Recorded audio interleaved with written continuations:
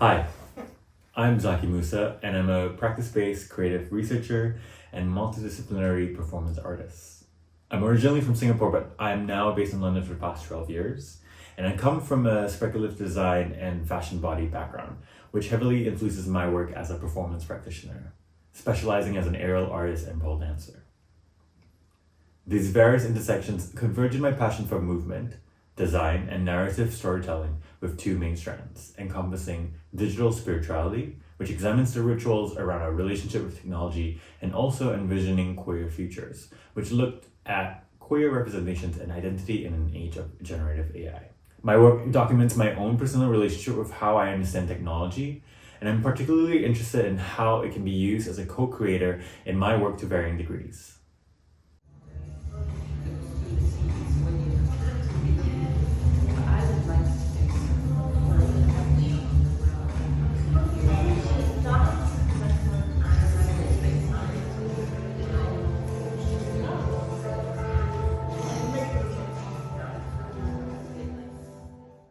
Ultimately, I am interested in creating spectacles that envisage the queer body as a cyber celestial being. Some iterations of my work that got me to where I am now include using this LED mask as an initial way to explore the queer body as a faceless, sexualized cyborg.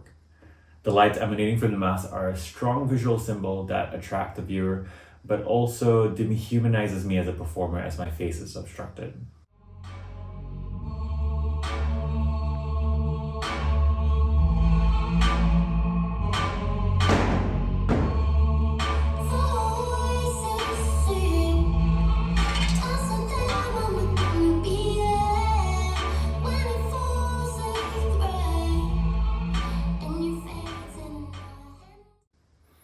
I've developed this concept further with my specialty apparatus, the LED aerial pole. It really is just a metal pole with some basic LED strips on it covered with a transparent silicone housing, but it really was kind of pushing this idea of a futuristic queer celestial being and wanted to explore potential visions of queerness.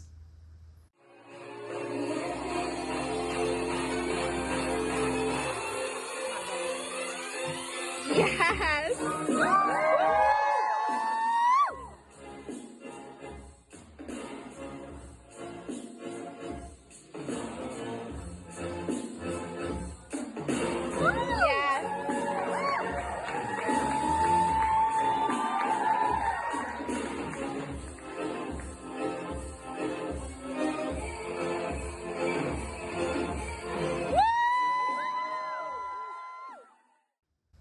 I've managed to explore taking that further through one of my early art tech playdays with Collusion in Kings Lynn.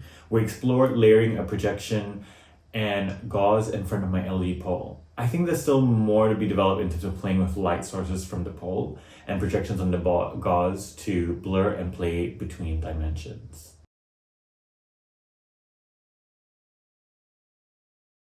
I've also explored through making the concepts of connecting to technology with a ritual object. My project titled The Digital Spirit aims to explore how we connect to our digital selves. We increasingly live more of our lives and identity online, and by making this hybrid digital dream catchers, I wanted to explore what it means to spiritually connect to technology. This then became a collaborative workshop recently at Wising Art Center's Queer Utopia, engaging with queer members of the audience with their hopes of queer futures through making.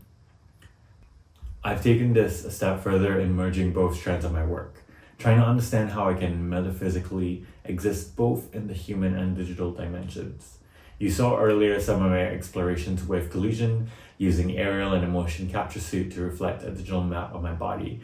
But I got these Somi One sensors to try and map and translate my physical being into other outputs.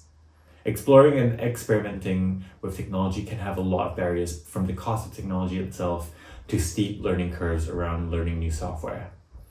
These movement sensors turn signal data into MIDI, which then can be used to operate many different outputs, but most recognizably audio. I was interested in using these relatively low-cost sensors that work through an easy plug and play into Ableton Live, a sound software, to explore the idea of representing queer movement and what queerness could sound like through technology.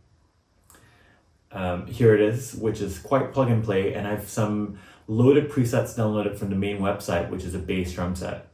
You can see as I move my wrist, it generates a drum output.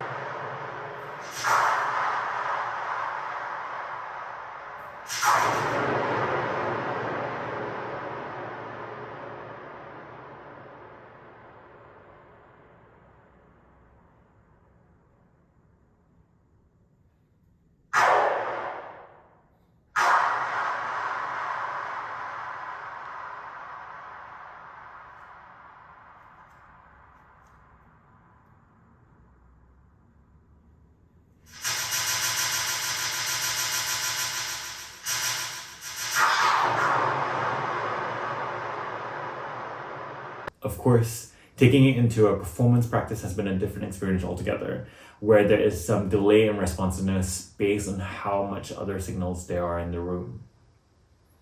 Here's some initial exploration entitled Divinations 1.0, where I try to map not only myself in movement, but also circular spinning with the air hoop. 5, 6, 7,